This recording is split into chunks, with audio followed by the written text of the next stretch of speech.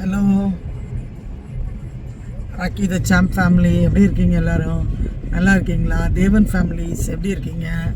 நம்ம இன்றைக்கி எங்கே கிளம்பி போயிட்டுருக்கோம்னா, பசங்களுக்கு மெயின்டெனன்ஸ் பண்ணுறதுக்காக ஹெட்ஸ்அப் ஸ்டைல் போயிட்டுருக்கோம், ஈசிஆர் போயிட்டுருக்கோம். நம்ம இன்றைக்கி வந்து அழைச்சிட்டு போகிறது நம்ம சார்லி பையனையும் ராக்கி பையனையும் தான்.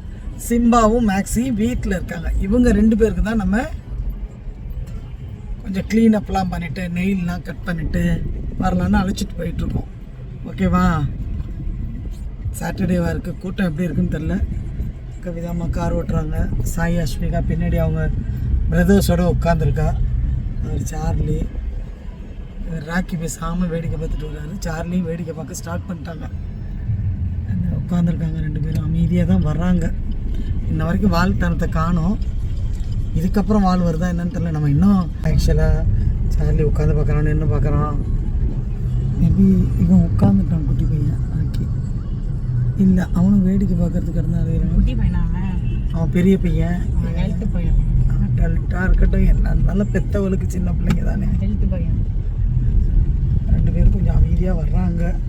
அவ்வளோ இடத்த விட்டுட்டு சாய் அஸ்மிகா மேலே உட்காந்துருக்கான் குண்டு பையன்.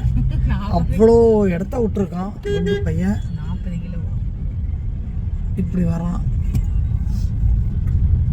இன்னைக்குன்னு பார்த்து டிராஃபிக் பாருங்க, கண்ணா பின்னான்னு வராங்க. இந்த பக்கம் அந்த பக்கம் ராங் ரூட்டில் வராங்க.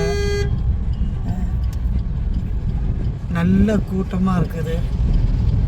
கொஞ்சம் டிராஃபிக்காக தான் இருக்குது. நம்ம நினச்சோம் மத்தியான நேரத்தில் கொஞ்சம் கூட்டம் இருக்காதுன்னு. மத்தியான நேரத்தில் கிளம்பணும். பட் இப்போயே ஒரு மாதிரி டிராஃபிக் இருக்குது. ஓகே, பார்ப்போம் வாங்க எப்படி இருக்குன்னு. ஓகே, பாய். சப்ஸ்கிரைப் பண்ணுங்கள். எல்லோரும் ஹாப்பியாக இருங்க, சேஃபாக இருங்க. Okay, thank you so much.